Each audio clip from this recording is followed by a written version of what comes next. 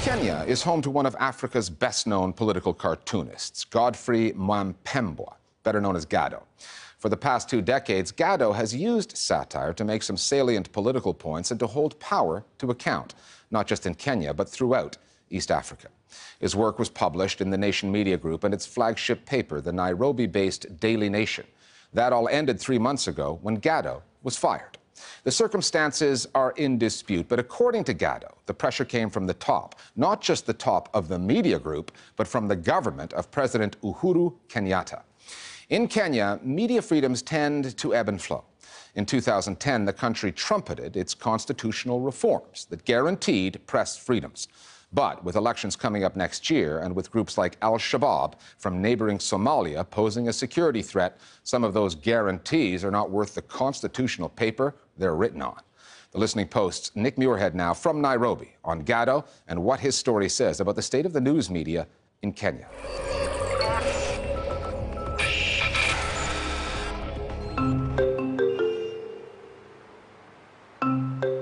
This is Gado, and this is how he sees his own story.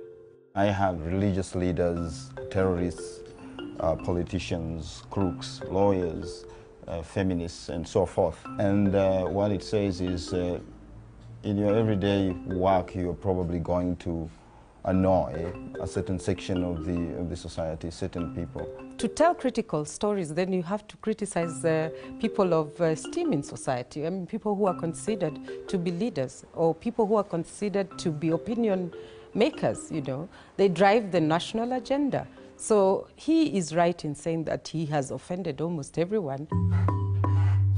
Gado caused much of that offence while working for the Daily Nation, the Nation Media Group's biggest newspaper and widely considered Kenya's paper of record.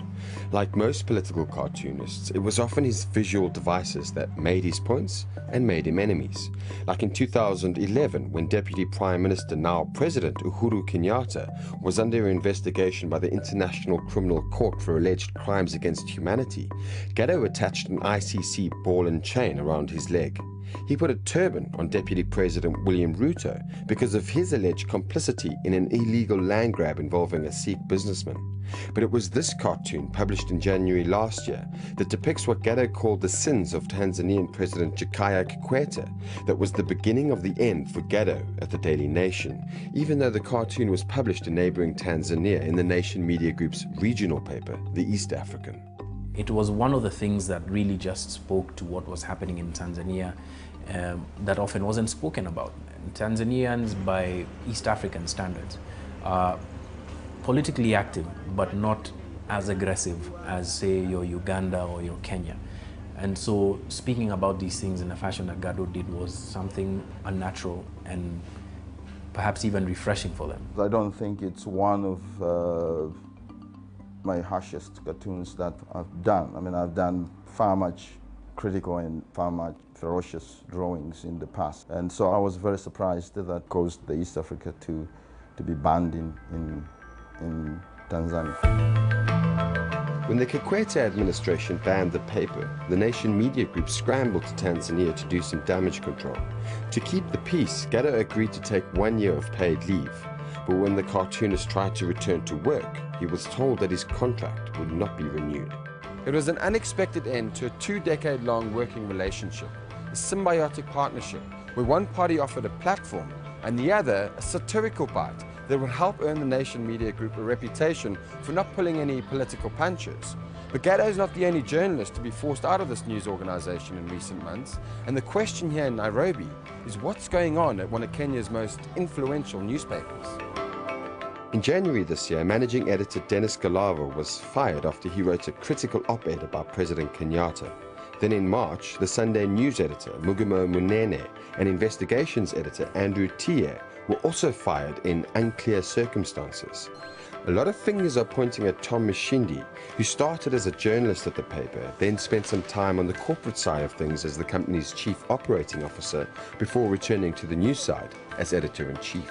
These were insights that I got from a couple of senior reporters who didn't want to be named about what happened with Tom Shindi after he became the chief operating officer some years back. The business side of things became more important to him than the journalism, that he never really came back from, as us journalists call it, the dark side. It's completely not true. I have directly not changed the journalism. I can't. My role as editor-in-chief is to make sure that the policy document, our editorial policy, that speaks to our independence as a newspaper company, as a TV company, as a media company, our responsibility to be fair to our subject, to be as objective as we can, and be sensitive to the various aspects and the various stakeholders that we deal with, is really what I do. Gado, Galava, Munene and Tier are all suing the Nation Media Group for unfair dismissal. In his affidavit, Galava claims that he was fired because he refused to play ball in Mashindi's, quote, insidious power games. The company could face a hefty legal bill, but it can probably afford it. The Nation Media Group is owned by Prince Karim Aga Khan, a British businessman with vast commercial interests in the region. Schools, universities, hospitals, hotels, banks, among many others, which rely on a good working relationship with the government to function effectively. Add to that the fact that government advertising is a crucial revenue stream for the Nation Media Group. But Mshindi calls the company's size a strength, not a weakness. Because we are a big commercial company. We are able to withstand some of those pressures. Government, yes, is a significant advertiser, but not so significant that we cannot survive a withdrawal. Government is a top advertiser. I think we are number one now. The investment government makes on advertisement because of our law that most of our decisions have to be published in at least 3 newspapers. That alone opens up advertising as an obligatory measure for government. But we do not use advertising as a leverage on how media houses operate their business. It is in the interest of government to ensure private business succeeds. That is what the government spokesman says. However, media freedom groups say that the free flow of information in Kenya has declined dramatically since President Kenyatta came into power, who himself has said that newspapers are only good for wrapping meat.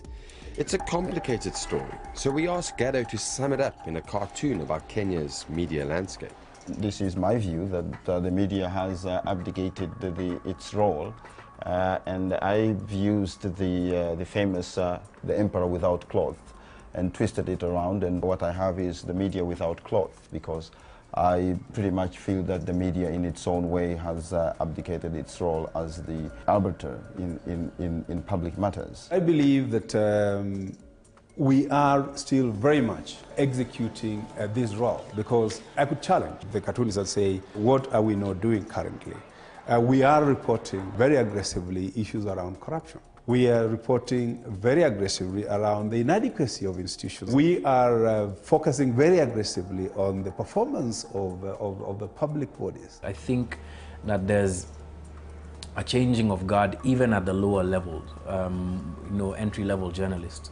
People who don't understand what it means to be able to defend the paper's right to pursue what it wants editorially.